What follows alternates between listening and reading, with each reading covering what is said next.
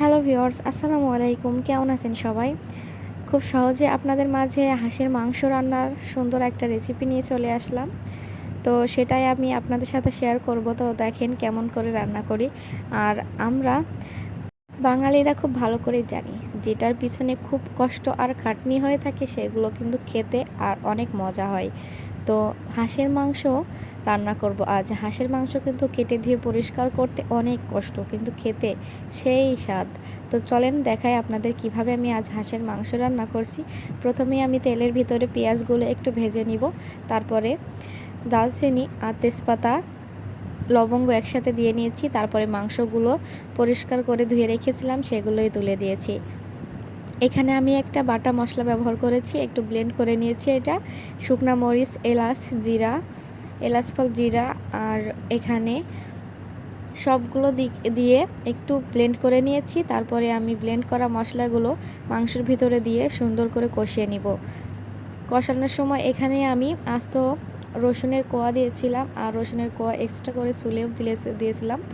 তো রসুনের কোয়া আর হাঁসের মাংসের সাথে কিন্তু একটা জিনিস খুবই মজা লাগে, সেটা হচ্ছে নারকেল। আর নারকেলও দিয়ে দিলাম আমি হাঁসের মাংস রান্নার সময়। তো এই যে দেখেন, রান্নার সময় আমি হাঁসের মাংসটার সময় আমি এখানে নারকেল ব্যবহার করেছি, যার জন্য আজকে কিন্তু স্পেশাল একটা রান্না। নারকেলটা দেওয়ার কারণে রান্নাটা কিন্তু অনেক মজা হবে। তো আমরা এখানে অল্প পরিমাণে কষানো পানি দিয়ে সুন্দর করে ঢেকে রেখে দিব এবং এভাবে মিডিয়াম আছে কিছুক্ষণের জন্য নাড়াচাড়া করে সুন্দর করে কষিয়ে নেব।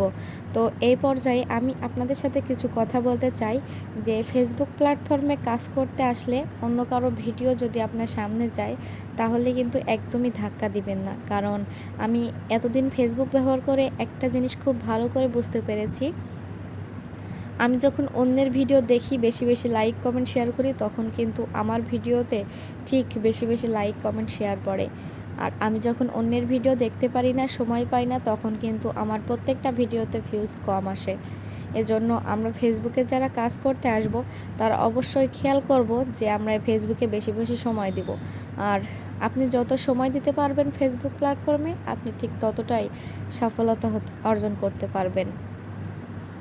তো আপনাদের সাথে কথা বলতে বলতে আমার এই যে হাঁসের মাংসটাও এখন কষানো হয়ে গেল। আর কষানো এই পর্যায়ে কিন্তু চুলার আঁচ আরও একটু লো ফ্লেমে রেখে দিয়েছি। তো লো ফ্লেমে রেখে আমরা কিন্তু অনেকক্ষণের জন্য কষিয়ে নিব। তো অনেকক্ষণ কষিয়ে নেওয়ার পরে ঝোলের পানি দিয়ে আরও কিছুক্ষণ রান্না করলেই তৈরি হয়ে যাবে আমাদের এই যে মজাদার একটা হাঁসের মাংসর রান্না। এভাবে হাঁসের মাংস রান্না করলে কিন্তু অনেক মজা হয়। আপনারা কিন্তু একবার ট্রাই করে দেখবেন। আল্লাহ।